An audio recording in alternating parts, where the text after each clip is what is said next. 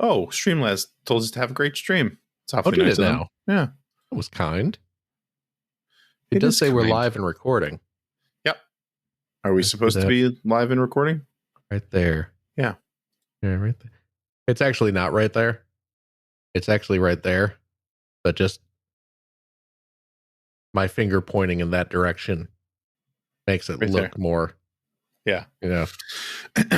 Yeah. So here we are. It's the after show. Welcome, everybody. Yeah. I don't know if we're going out live. I have no idea. I don't know how to do any of this. CJ didn't tell me. He did, but I didn't pay attention. Yeah, so in lieu of a game this week, although I could have grabbed an issue of VGM and just tried to get you to made me guess. Yeah, to guess at things.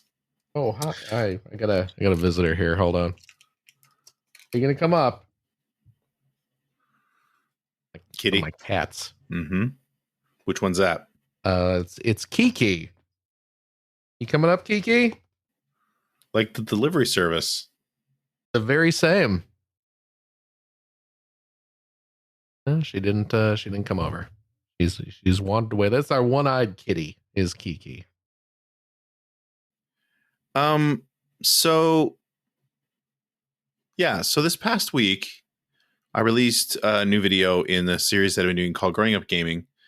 I originally wanted to call it Growing Up Gamer, but gamer it's not a happy word anymore, unfortunately. That is true. For some stupid reason. Some stupid reasons. But yeah, so what I've been doing is just sort of going through, for now, it's not only going to be console based, but it has been so far. It's going through the different consoles that I owned when I was a kid, sort of the story of how I got them, what I was, my various memories of playing them, owning them, and also the impact they had on my life and career. And the latest one has been the Genesis. And I think that it would be kind of fun to touch on that a little bit, especially because I would love to hear from you, Phil. Yeah. About your experience with the Genesis when you were growing up. Did you have a Genesis when you were growing up? I most certainly did. Yeah. I absolutely did. So I was originally a Commodore 64 kid. Right. Because I talked my parents into getting me a computer when I entered junior high, middle school, under the guise of, well, this will be very useful for me to do homework on. I can do reports on a computer. How many of us got a computer that way? Exactly. That is absolutely how we got our first PC. Yep. So I got a Commodore 64. I adore my 64. My Commodore 64. Oh, you see, now Kiki has decided to jump up on my lap. That's not true. I picked her up. Deliver your headphones to the garbage bin. But now she's chewing on them. Please do not chew on my headphone cord. Here, let me. Here. What to say? You want to say hello to everyone? No? Nope. Okay. You're going down, Kiki. Go on down. There you go. Okay. We'll see if she stays there. So I had my Commodore 64. And because I got my Commodore 64 before going into 6th grade That's really young. Yes. In 1986, right around the time the NES was released, I did not have an NES right away. This will get to the Genesis, I promise. I don't care. We're killing time. Yeah, that is. Tell your story. That's so true. All my friends were getting their NES, so I would play the NES a lot at all my friends' houses. I desperately wanted one of my own because as much as I loved my Commodore 64, you can't play Super Mario Brothers on a Commodore 64. Well, you can play Super Mario on a Commodore 64, but it is just a hacked version of Great Gianna Sisters, which is good in its own right, but it's not the real deal. But I did eventually get my NES in 88, Christmas of 88. And I loved it, obviously. But then not too long after that, we got a little inkling, little rumblings of a brand new system. The Called Sega Super Genesis. Nintendo. Oh, sorry. The Sega Genesis, the one we were talking about. Oh, right. Yes. And you the reason I go into all this is because you mentioned in your video that you became quite a big Genesis kid. Mm-hmm. And you talked a bit about kind of the console wars that would spring up. And I never understood the console wars, even as a kid.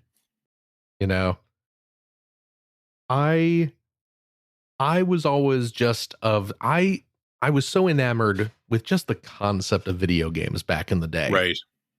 that I had no loyalty to a particular company or system. It was just, I like video games. And if there's a really fun video game on the Nintendo, that's awesome. If there's a fun video game that's only in arcades, that's great. If there's a fun video game on the Atari, that's where I'm going to play it. I just wanted to play the fun video games, no matter where they were.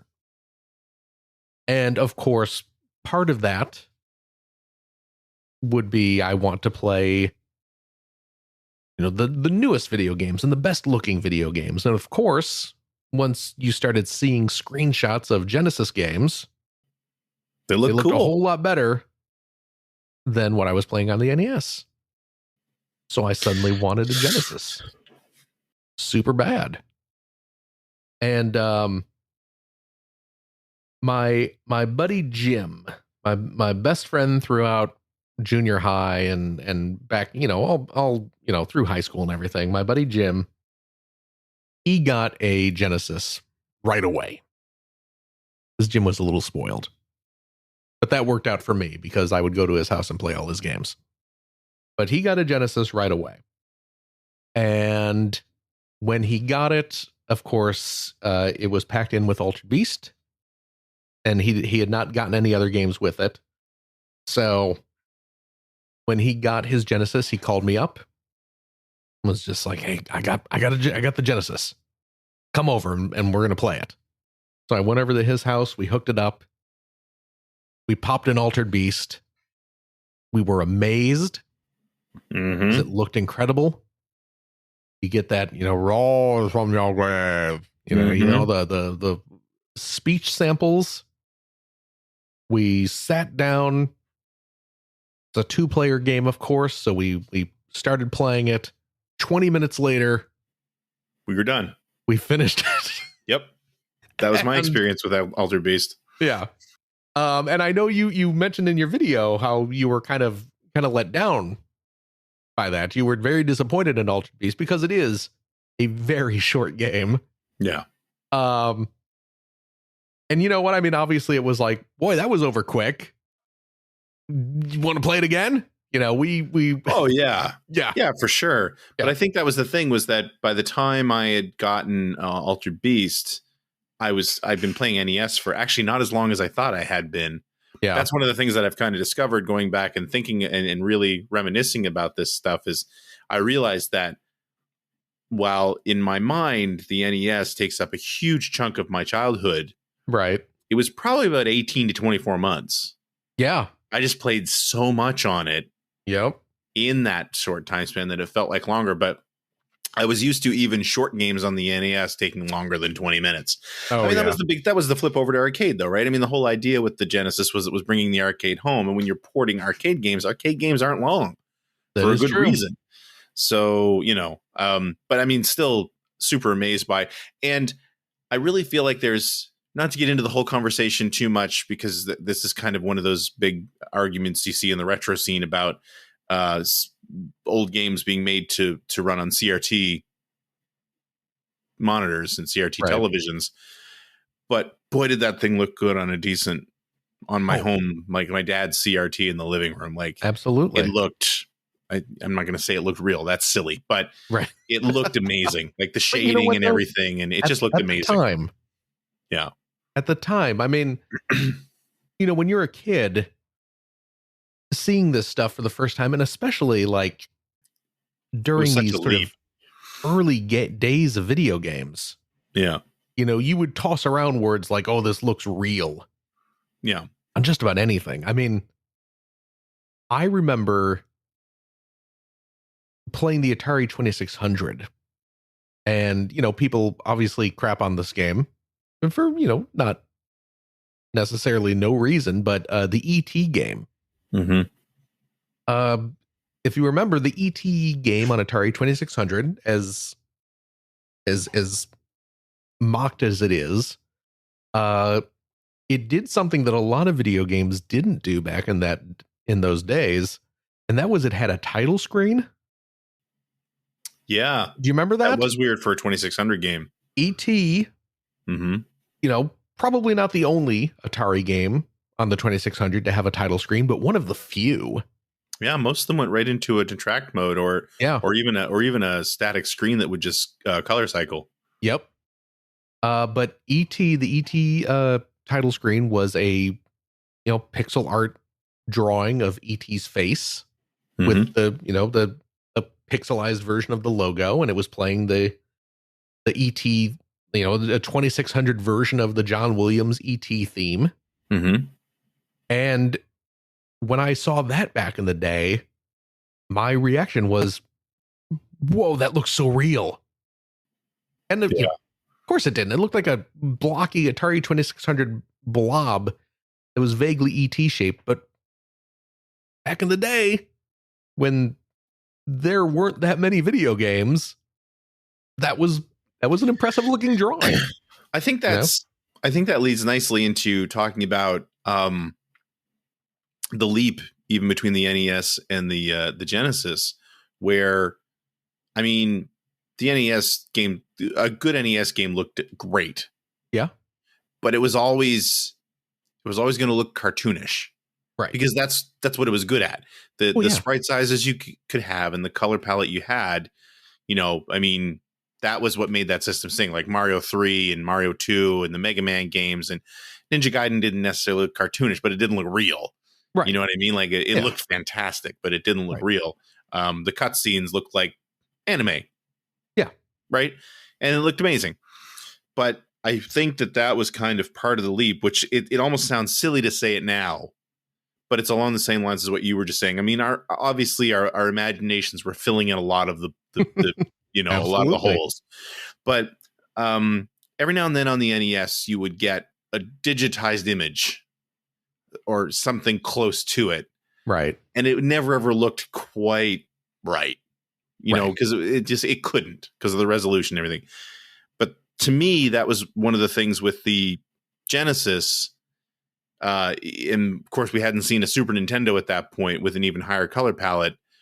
But you could get things like, I'm thinking of like Rambo 3 as an example, where you could get digitized images, and by today's standards, they still look laughable, but they look so much closer to real than we had ever seen. And when they were on a CRT and you had, you know, the artists were blending the colors to create shading, and there was a higher color depth that we hadn't seen in a lot of games before, and it was really effective. And Ultra Beast was also an example of that. Not that it was meant to look realistic, but even the main character running around, like the color depth on the character was higher, and it looked closer to real.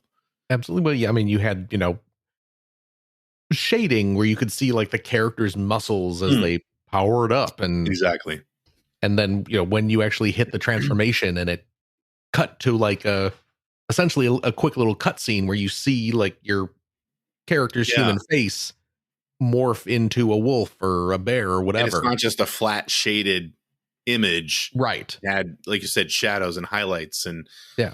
And it looked super impressive. And you know, like I said, we finished that game in like 15, 20 minutes. And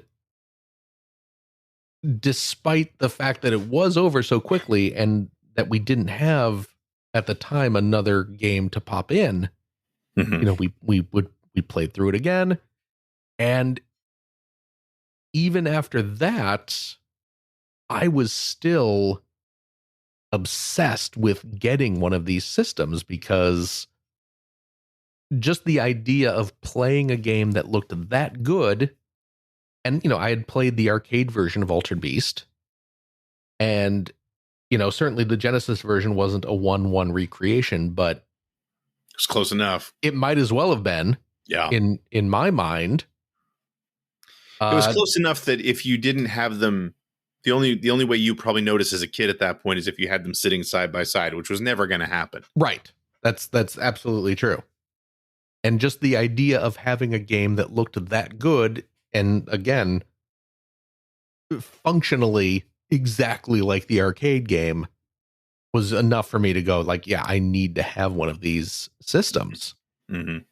And you know what? It's funny, kind of, you made the point earlier about kind of looking at the timeline of things. I'm doing the same thing right now. And yeah, I got my... You didn't have your Nintendo for as long as you think you did. I really didn't. Yeah, I got my Nintendo in Christmas of '88 because it was the year because I got it with Super Mario 2, mm-hmm. which was released in September '88.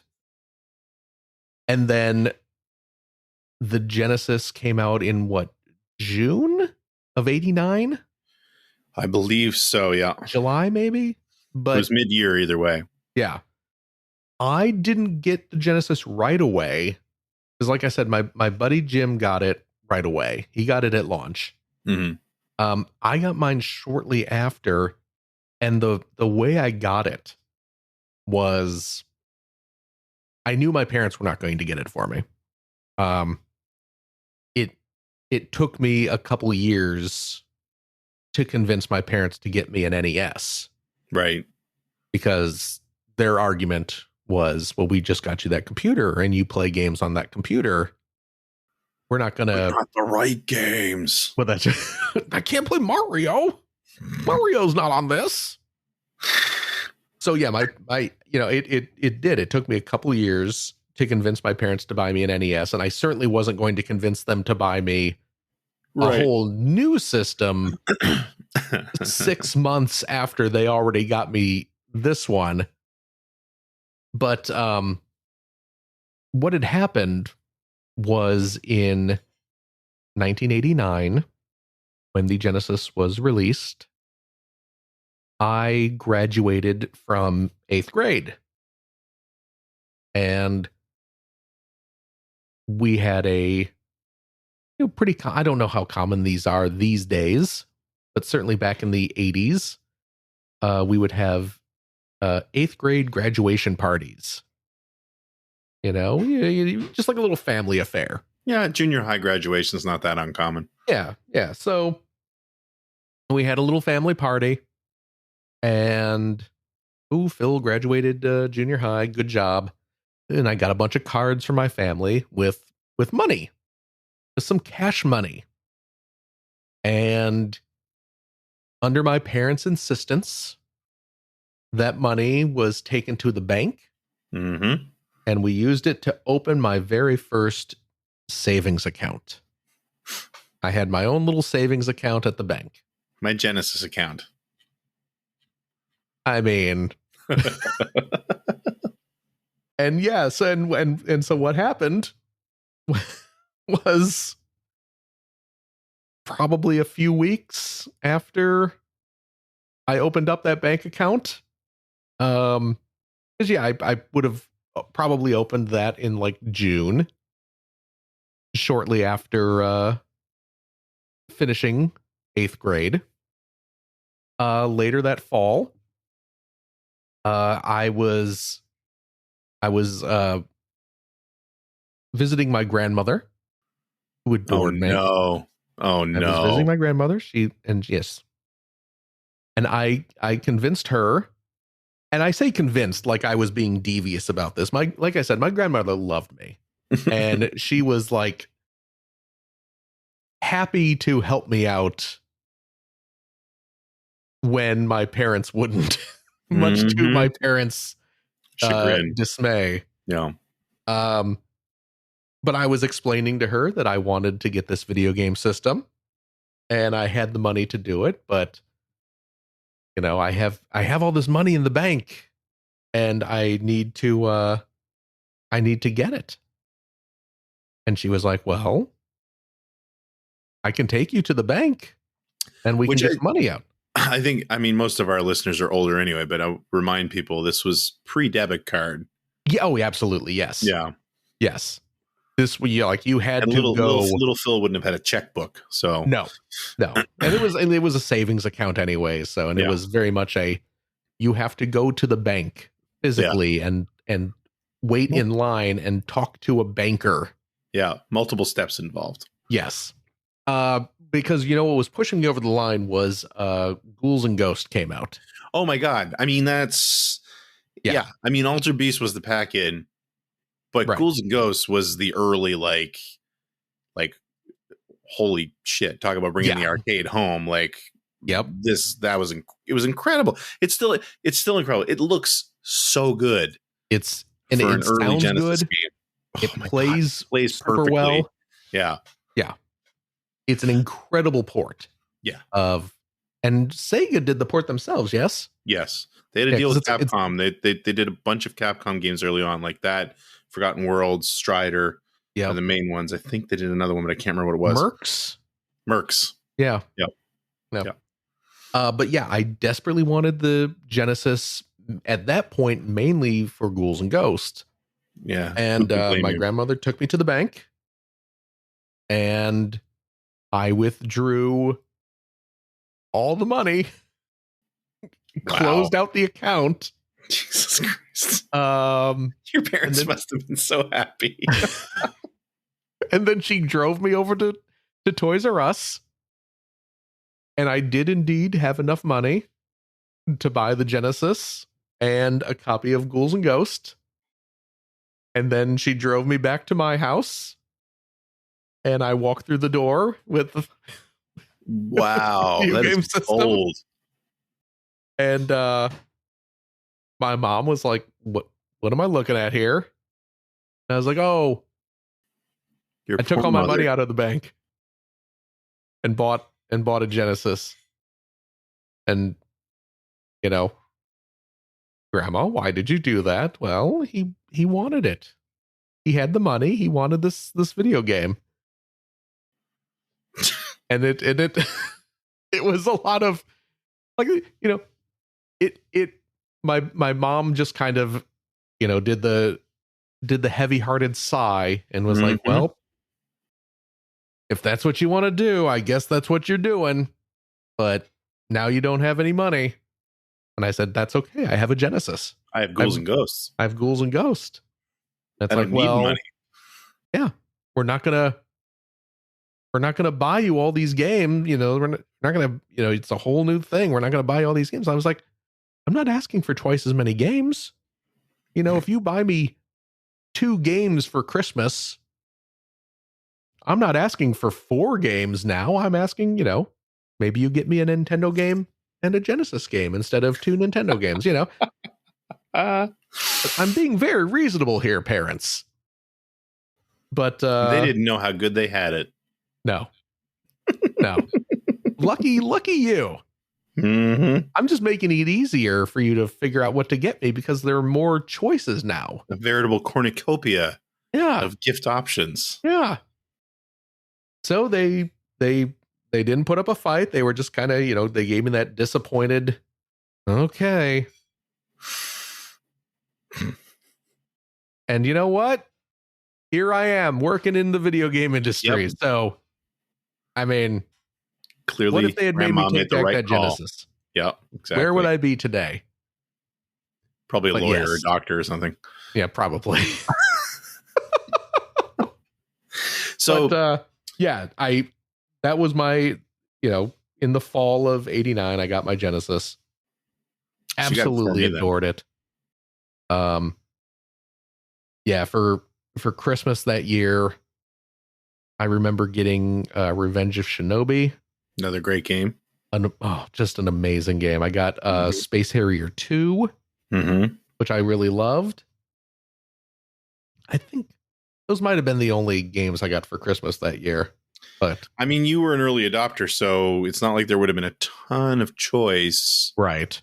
I mean, you would have had like the only other big stuff around then that you've mentioned that you didn't get was like Phantasy Star 2. Yeah, which I didn't. I didn't know from RPGs back then, so I didn't. Golden Obviously, Axe. I didn't care about any of the sports stuff. Yeah, but yeah, I was definitely there. Not at launch, but pretty early on. Yeah, and yeah, I loved the Genesis, but also at the same time, it did not diminish my interest in the NES because I was still buying craploads of NES games. So for me, it was more that I had to get rid of my NES, right, to afford the Genesis. I think I had a paper route at that point, but I must have had a savings account because my aunt was a banker, and I know I had one when I was very young. Mm-hmm. But I don't know that there was a lot of money in there, and I wouldn't have been allowed to do what you did. I mean, technically, I wasn't either, but yeah, I didn't have anybody who would have let me do it either way. I played the grandmother gambit. Yeah. So yeah, like the way I went about it was I sold what I had to afford the next thing, which was kind of a thing for me because I ended up doing it all again for the 3DO at one point. Yeah, well, I mean, that was not an uncommon thing back then. No, exactly. So, but the nice thing was again, my best friend Dave, he still had his Nintendo, right? So, and he got a Super Nintendo pretty much when it launched. So, like, while I had my Genesis, not that I didn't love my Genesis, but I still got to play the big Nintendo games because we was still, in fact, it was kind of similar to what you were saying, but more reasonably so. It opened doors where, we could experience both systems via rental. Yeah. We would rent games every weekend. So, we were still playing like Mega Man 3 and well, it was past that by the time I got my Genesis, but either way, we were playing the great NES stuff. And then when you got a Super Nintendo, I had the ability to play the great Super Nintendo stuff early on without actually owning a system while I was still enjoying my Genesis. But that was kind of the thing for me. And it's something that we've lost, I think, in the games industry in general, is the systems, they felt different. They played different. You could always tell when you were looking at a Genesis game. You could always tell when you were looking at a Super Nintendo game. Oh, yeah. The systems had a lot of personality. And there was just so much variety, even when you had similar licenses, like Jurassic Park on the Super Nintendo was not Jurassic Park on the Genesis. Nope. Stuff like that, that we don't have anymore. And I really feel like we've definitely lost something because of it. Yeah, it was always, and I mean, we obviously, you and I joke a lot about like the Aladdin, like what was the good Aladdin and stuff. Right. The reality is neither of them are good. But one's a really pretty Euro platformer and one's a really B tier Capcom platformer. Absolutely. There's no getting around that. That is the truth. Yeah. That is absolutely the truth of the matter. But yeah, even stuff like, Konami was actually really good about doing this, where like, the different Contra games or the different Castlevania games or like different even their licensed stuff, where you would think they wouldn't necessarily put as much effort into, like making two completely different Tiny Toons games that play to the individual system strengths. Yeah. Yeah. You'd see that a lot. And it was great. It was a cool time too, because it would have been so easy if the Genesis hadn't been as successful as it was in the US. And this is kind of a touchy subject, I think, for a lot of retro gamers, because certain personalities out of Sega have definitely gotten to tell their story a little bit louder than other personalities out of Sega. And I think it's led to a bit of a backlash in that people don't want to hear as much what Tom Kalinske has to say about the success of the Genesis, because they want to, because Japan was in charge, and there was a lot of friction at the end of that cycle. And, when you get into talking about the 32X and the Saturn, it's interesting, because I did a video last year, I think, about when all those documents were leaked, about the Saturn and how terrible things were going in the US and how great they were going in Japan. And it really, that stuff really set up this US versus Japan thing, not only back then, but even now. Yeah. But I think that it can't be overstated how important it was that the Genesis was popular here, because if it hadn't been as successful as it was here, what you just said wouldn't have happened. Right. You know, you weren't going to get Capcom and Konami, and you still didn't get Squaresoft. Right. There were some companies you just didn't get on the Genesis. Yeah. You know, and then that's like, and it's also kind of cool having been there at the time, and what you were just talking about with Konami in particular, because if you look at Konami's original offerings on the Genesis, they were good, but they were clearly, and we're also doing this. You know what I mean? Like Sunset Riders is a great example. Sunset Riders on the Genesis. I don't know if you've played it recently. I have not. It is a very basic version of Sunset Riders. Oh, really? Like it was great that it existed, but it's nowhere near the quality of the arcade, nowhere near the quality of the Super Nintendo game. Okay, yeah. You know, and same thing with Turtles. I love that Turtles was different, but really when you break it down and look at it, it's a mashup. Yeah, it's not Turtles in Time. Yeah, it's not that level. That I have played recently. Yeah. Thanks to because of the Turtles collection. The Cowabunga collection, yeah, but that the Genesis Turtles was it wasn't bad, but it wasn't very good. It wasn't Turtles in Time. No. It was sort of a tier below that. But again, because of the groundswell that was happening, and that's what I talk about in my video a lot, is, and you would have experienced this obviously because you had a Genesis way before I did.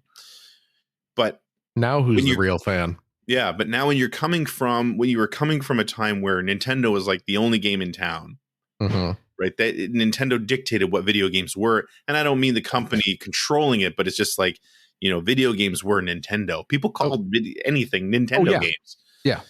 So having this other system that was starting to gain popularity to the level that the Genesis was, it was really interesting to experience that firsthand. Because the definition was changing. They were literally changing the definition of video games, in that your grandparents still called everything Nintendo. And, you know, but it was shifting. Yep. And it was really great to see, and it was really fun to experience. And again, if you were one of the lucky ones where you had access to multiple consoles, whether you owned them all, you had friends who owned them all, man, you just like, you were spoiled for choice. There's so much cool stuff happening. And again, different publishers playing to the strengths of the different hardware. Yep. It was so cool to see the systems grow up that way. And it was cool to grow up with it. Like Bill over at A Gamer Looks at 40 says that all the time, is that like our generation was lucky enough to grow up with them. And that's not to mean that they were always like, our kids are growing up with video games, but insofar as video games exist and they're ubiquitous at this point, they're on multiple, you know, you have so many screens, you have so much access to them that we didn't have when we were kids, but we grew up alongside the industry. Yeah. And got to experience it firsthand. And it's just been, it was a great way to grow up as a game fan. What else? So when did you get a Super Nintendo right away? I did not. Did your grandma get you a Super Nintendo right away? Or? I didn't have any other bank accounts to drain to get my Super Nintendo. So again, my buddy Jim, he certainly got a Super Nintendo at launch. Jim had money. His parents. I forget what his parents did, but yeah, he was a little spoiled. But nothing wrong with being a friend with that guy. Absolutely. And like I said, I got to go over to his house and play a whole lot of games. But I got my Super NES. Let me see here. I am going to pinpoint roughly when I got it. So let's see. April of 92 was when Link to the Past came out. And when did Street Fighter 2 come out? Street Fighter 2 hit in July of 92. So I got it probably in summer of 92. Actually, you Okay. know what?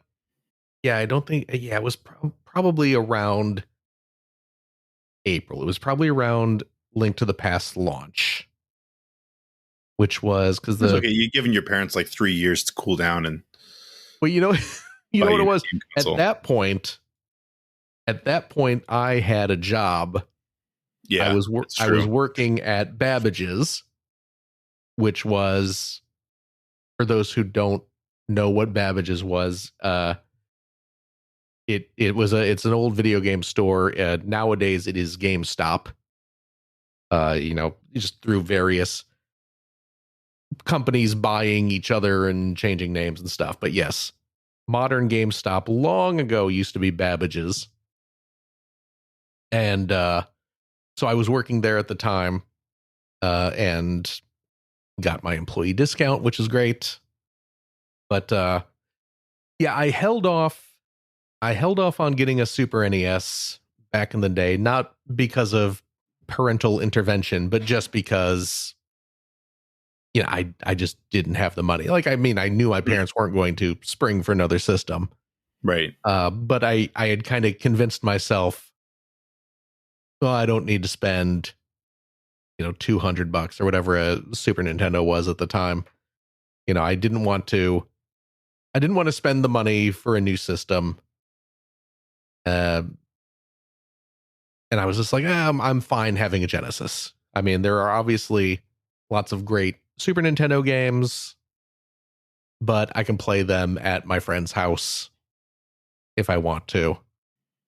Right. But I wished I had, like, Mario and Mystical Ninja and stuff Sure. like that. But it was just, I was trying to not spend money on a whole new system that I would have to start buying a whole bunch of new games for. But yeah, I finally broke in 92 after seeing Link to the Past. And then, of course, Street Fighter was Street Fighter. If you The Street were Fighter. around back then, Yeah, during the Street Fighter 2 heyday, that was that the was it. game Yeah, that everybody wanted and everybody was playing. and it was only on Super Nintendo at home. Yeah, at that point, that was the way to play it. That was the only way you could play it at home. Yeah. And yeah, so I finally cracked, and I was like, okay. So I dropped some money on the Super Nintendo, and yeah, I got Link to the Past right away. It came with Mario World. Got Link to the Past. I also bought myself a copy of Mystical Ninja right away, and then a couple months later picked up my Street Fighter 2. But I was glad I did, because Link to the Past, one of my favorite games of all time, still my favorite Zelda game. Same. Yeah, Mystical Ninja. Great game. I have my weird obsession with that franchise. I Mystical still Ninja is love. one of my favorite early memories of the Super Nintendo. Yeah, it's Just a great game. because, yeah, my buddy Dave and I played it together. Yeah, Right. it's a legitimately fantastic game. Yeah. But even though I got my Super Nintendo and loved those games, that did not diminish my enjoyment of the Sega. When Sonic came out, Right. it was not a, oh, I like Mario. It was just like, no, I love Sonic. Sonic is great. Yeah, and I mentioned that too in my video, where, again, kind of going back to what I said before, Sega, the Genesis had, I don't know, it had a different feel to it. Yeah. For better or worse, I think for the better. And that's not to say that, I mean, Super Nintendo games are great. You knew what you were getting. Yeah. You were always getting quality, especially from Nintendo. You were always getting quality. And like, that system was where Capcom brought their A game, where Konami brought their A game, Squaresoft, like, you could count on almost anything those companies were releasing, especially those four companies in general, Nintendo and the other three, was going to be amazing almost every time. Yeah. Sega I find even with when the Genesis, they were always fighting. Even when they were getting to the point where, whether you believe it or not, internal numbers, they were saying they actually beat Nintendo a couple times. Right, the top selling toy. I think they were officially the top selling toy one year. But they always seem to maintain that sort of underdog position from a game release standpoint. They always felt more experimental, especially once Sega of America was starting to produce more games. Again, for better or worse, not everything. The difference was not everything they made was a banger. Right. You know what I mean? Like, you were taking a chance on the Sega game. Whereas, again, with Nintendo, 9 times out of 10, you're going to get a great game. And it's going to be supremely polished. With Genesis, especially the Sega side, it's like, well, you could get Kid Chameleon. Or you could get Echo the Dolphin, right? Right. And it's like, some of them were, or you could get like Chaka and the Forever Man. Some of them were extremely good at what they did. And some of them weren't. But it was always at least interesting. Like a freaking game about a dolphin. Really? Yeah. And it's like a sci-fi game on top of that. Like, sure, sign me up. Or Toe Jam and Earl, right? Who the hell saw Toe Jam and Earl coming? Oh, so just really experimental. Yeah, which I felt like Sega maintained throughout. Yeah. And that's one of the reasons that I continued, even when I got a Super Nintendo, that I continued to just adore that system. Again, they weren't all bangers. There was a lot of bad. But man, the good stuff was good, and it was unique. Good stuff was great. Yeah. So. Yeah. And Sonic 1, still my favorite Sonic. Of the Genesis Sonics. Yep. Same here. You're not wrong. Yep. Objectively, probably could say the other 2, while 3 are technically better, but I could sit and play Sonic 1 anytime. Oh yeah. Just love that game to death. Yeah. Absolutely.